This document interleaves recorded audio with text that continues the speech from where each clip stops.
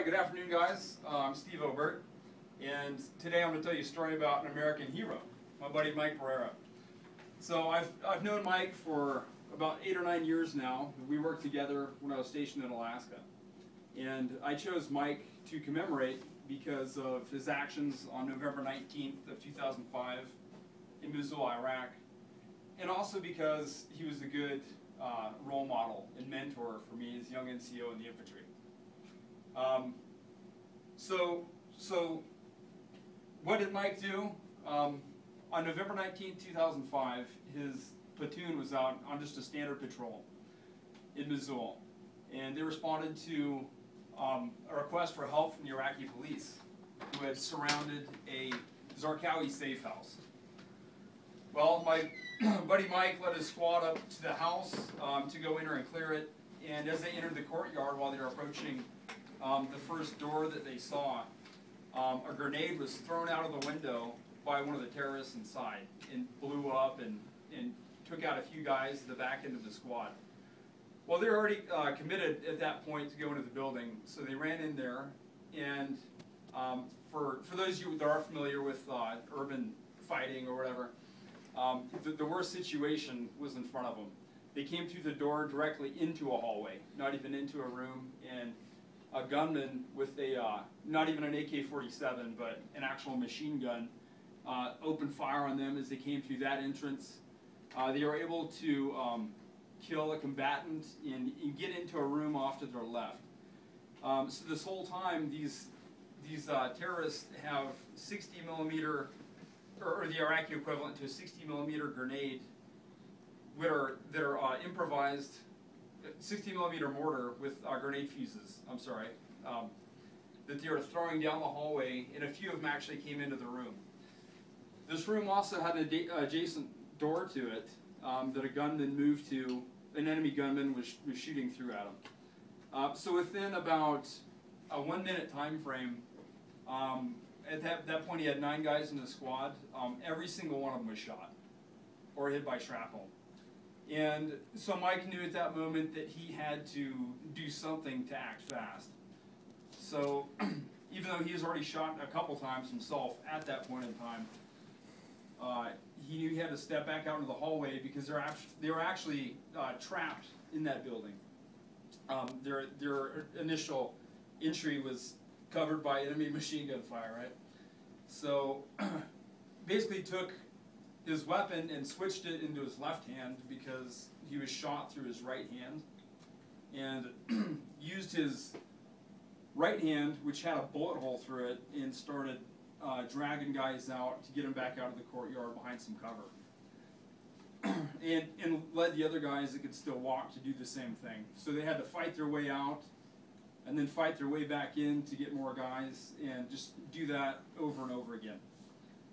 So eventually, you know, a support squad showed up, and they were able to evac everybody out of there. Because these enemy, I think there were 6 or 7 of them, and actually they had sandbag positions built into the corners of the rooms. So it was kind of like a bait setup for a squad to go in there. So anyways, that's basically the story of what happened at that moment in time. And in the end, they took 11 casualties and lost a soldier too. But I told that story because what I want to focus on are just some of the values that he displayed that day, along with a lot of his guys, that kind of lend a little insight to his character. So in that tough moment, his bravery, courage, and selflessness really helped himself lead his squad out of that situation.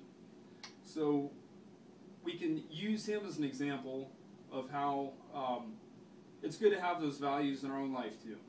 To do the right thing, even if it's at your cost, if that's what's going to help the team out.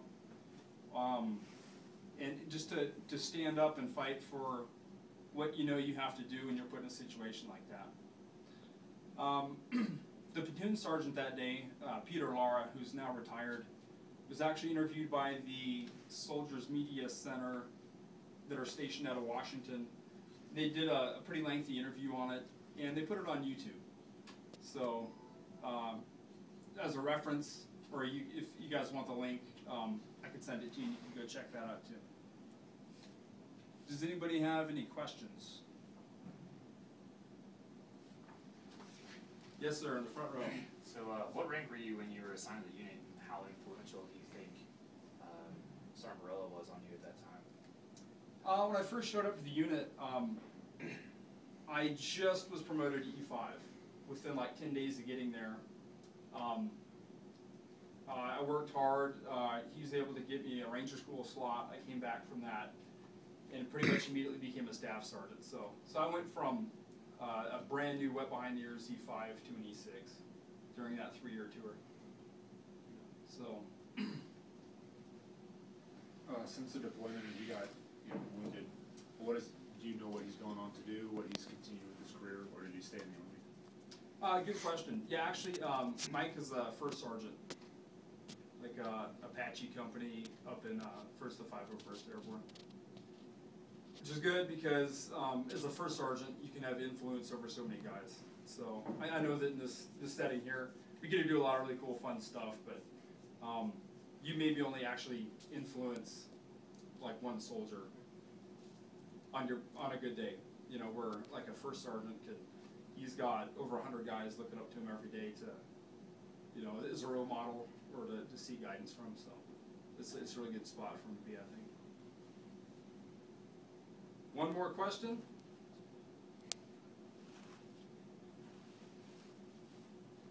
What ended up happening? The building was not cleared, and that's a completely different story. A QRF unit was brought in, which I was actually a part of, to actually come in and take down that house. Is that element basically had to just pull off the objective and go to the cache for the Army hospital. And that's a whole other story all on its own. To be continued later. But well, anyway, guys, thanks for listening to me, and that's it.